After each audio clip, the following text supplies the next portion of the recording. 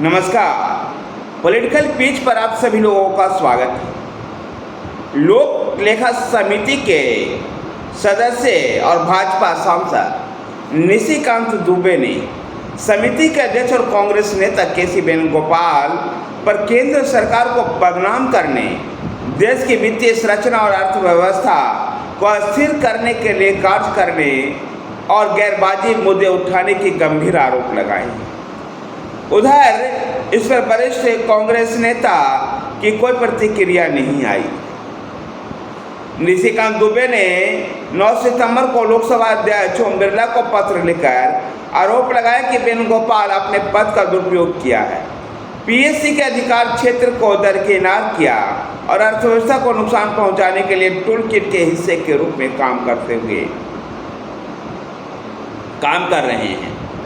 ऐसी खबरें हैं कि लोक लेखा समिति सेबी के चेयरपर्सन माधवपुरी बुच को तलब कर सकती है, जिन पर अमेरिकी फर्म हिंडनबर्ग रिसर्च द्वारा अनियमितता का आरोप लगाए गए हैं। गौरतलब है कि लोक लेखा समिति संसद की सबसे पावरफुल समितियों में से एक होती है। ये केंद्र सरकार के वित्तीय लेनदेनों पर संसदीय रिपोर्ट तैयार करती है। लोक लेखा समिति का अध्यक्ष हमेशा ही विरोधी दल के नेता होते हैं, विरोधी दल से ही कोई सदस्य होता है और इसलिए कांग्रेस ने केसी वेणुगोपाल का नाम सुझाया था और केसी वेणुगोपाल इस समय लोक लेखा समिति के अध्यक्ष हैं।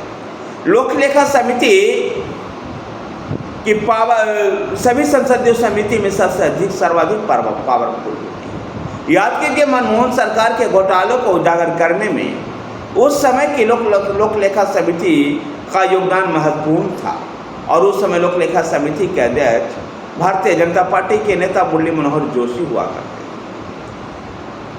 थे। इन्हीं लोक लेखा समिति पर भारत के अर्थव्यवस्था को तहस नहस करने का और भारत के हितों के खिलाफ काम करने का आरोप भाजपा के सांसद और इस कमेटी के सदस्य निशिकांत दुबे अध्यक्ष केसी वेणुगोपाल पर लगा रहे हैं।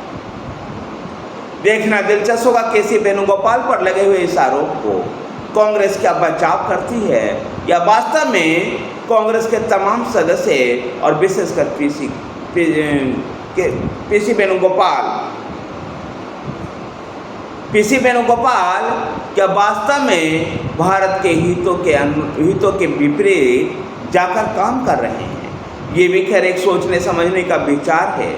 जिस समय भारतीय अर्थव्यवस्था लंबी छलांग लगाने की तैयारी कर रही है, उसमें अगर लोक लेखा समिति अगर ऐसा प्रयास कर रही होगी तो निश्चित रूप से ये भारतीय अर्थव्यवस्था के लिए बेहतर नहीं। धन्यवाद साथियों, वीडियो को लाइक कीजिए, शेयर कीजिए, हमारे साथ बने रहने के लिए हमारे चैनल पॉलिटिकल पेज को सब्सक्राइब कीजिए। धन्यवाद।